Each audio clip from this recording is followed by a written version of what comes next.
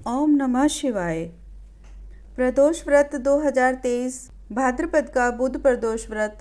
आइए जानते हैं शुभ मुहूर्त, पूजा की विधि, महत्व और इसका मंत्र तथा बुध प्रदोष व्रत की कथा।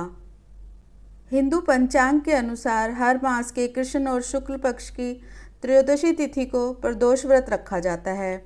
ऐसे में भाद्रपद मास के शुक्ल पक्ष की त्रयोदशी तिथि को प्रदोष व्रत रखा जा रहा है। बुधवार के दिन पड़ने के कारण इसे बुध प्रदोष व्रत कहा जाएगा।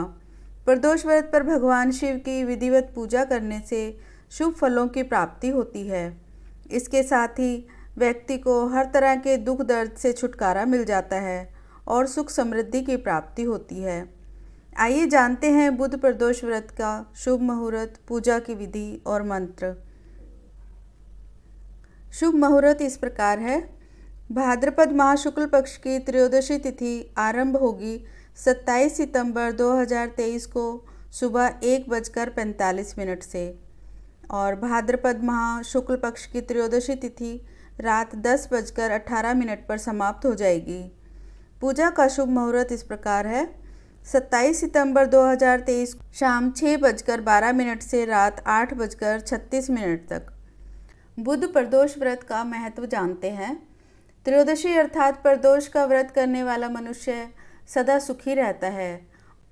उसके सभी पापों का नाश इस व्रत के करने से हो जाता है। इस व्रत को करने से सुहागिन नारियों का सुहाग सदा अटल रहता है। बंदी कारागार से छूट जाते हैं। जो स्त्री पुरुष जिस कामना को लेकर इसका व्रत करते हैं, उनकी सभी कामनाएं कैलाशपति शंकर जी पूरी करते हैं।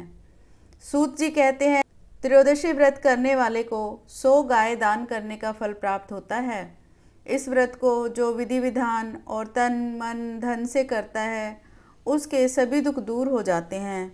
बुध प्रदोष व्रत पूजा की विधि जानते हैं। प्रदोष व्रत के दिन व्रती को सुबह उठकर नित्य क्रम से निवृत्त होकर स्नान कर शिव जी का पूजन करना चाहिए। पूरे दिन मन ही मन ओम नमः शिवाय का जाप करें। पूरे दिन निराहार रहें। त्रयोदशी के दिन प्रदोष काल में यानी सूर्यास्त से 3 घड़ी पहले शिव जी का पूजन करना चाहिए। प्रदोष व्रत की पूजा शाम 4:30 बजे से लेकर 7 बजे के बीच की जाती है। व्रती को चाहिए कि शाम को दोबारा से स्नान कर साफ और श्वेत वस्त्र धारण कर लें। पूजा स्थल या पूजा घर को शुद्ध करें। यदि व्रती चाहे तो शिव मंदिर में भी जाकर पूजा कर सकते हैं। 5 रंगों से रंगोली बनाकर मंडप तैयार करें। पूजन की सभी सामग्री एकत्रित कर लें। कलश या लोटे में शुद्ध जल भर लें। कुशा के आसन पर बैठकर शिव जी की पूजा विधि विधान से करें। ओम नमः शिवाय कहते हुए शिव जी को जल अर्पित करें।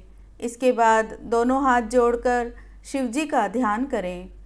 ध्यान का स्वरूप करोड़ों चंद्रमा के समान कांतिवान, त्रिनेत्रधारी, मस्तक पर चंद्रमा का आभूषण धारण करने वाले, पिंगल वर्ण के जटाजूटधारी, नीलकंठ तथा अनेक रुद्राक्ष मालाओं से सुशोभित, वरद हस्त, त्रिशूलधारी, नागों के कुंडल पहने, व्याघ्र चर्म धारण किए हुए, रतन जड़ित सिंहासन पर विराजमान शिव जी हमारे सारे कष्टों को दूर कर सुख समृद्धि प्रदान करें।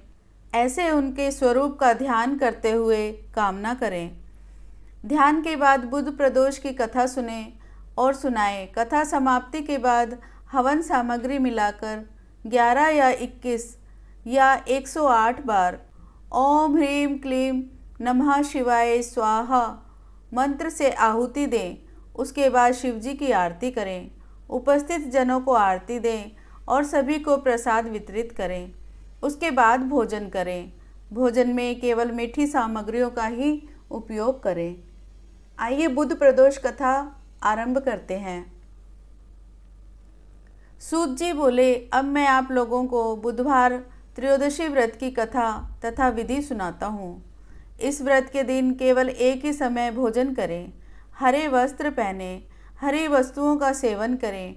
प्रातःकाल उठकर नित्य क्रम से निवृत्त होकर शिव जी का पूजन धूप दीप बेलपत्र से करें।